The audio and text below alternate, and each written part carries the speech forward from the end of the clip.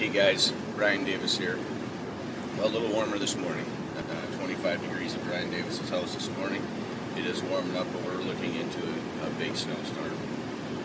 Well, my thought for the day. I've talked before about success lists and the fact that I use them. That's what I call them, is a success list. And what it is you make a list of 5 to 10 items that you want to get done in a day before you go to bed the night before. Okay? And what I've found over time is that with my list, is sometimes the things on my list are too broad, and when I try to complete them, it's kind of trying to swallow the elephant, if you will. It's just arduous to try and get it done. I'll give you an example. Is lately I've been tweaking my website, BrianDavisFitness.com, trying to get things the way I want them.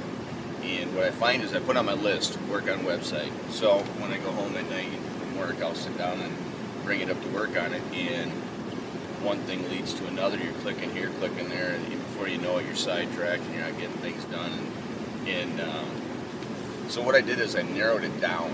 Okay, I'll give you an example. Is I wasn't quite sure. There was a link on there where you could put in information to request information.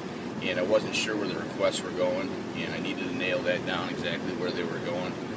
What I wanted them to do was go to my email. Simple enough task is just put in the request myself and send it and see where it goes. But it wasn't a list specific like that. So what I do today is I pose questions.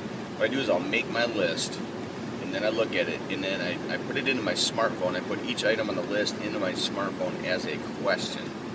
Like, where do information requests go? And I'll sit down and I'll figure out where the information requests go. Because as human beings, we like to answer questions.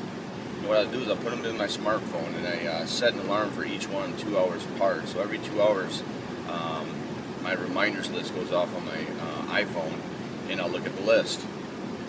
You know, it's just a cue to look at it. So I'm looking at it every couple hours, and like I said, on every one, I'll pose it as a question. Let's say, for instance, you want to remind yourself to check your son's book report, where he's at on it. You know, pose this: where is Josh on his book report? You know, rather than check Josh's book report. You know, if it's down there like that, you may or may not check with him. But if it's posed as a question, you know, where is he? You're more like, hey, where are you on that?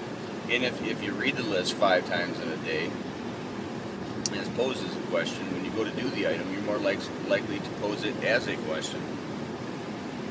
I don't know if this resonates with you. This is something that works for me, and I wanted to share with you. When making my list, I make the items on the list a question, so that I'm more likely to answer that question, rather than looking at it as a list of things to do. It's a list of questions to answer. And that works for me. You know, different things work for different people, but this is called, well, what's working for me, and that's what's working for me. So, with that, guys, I'm going to get off to work, get ready for this snowstorm to hit, and get ready to do some shoveling.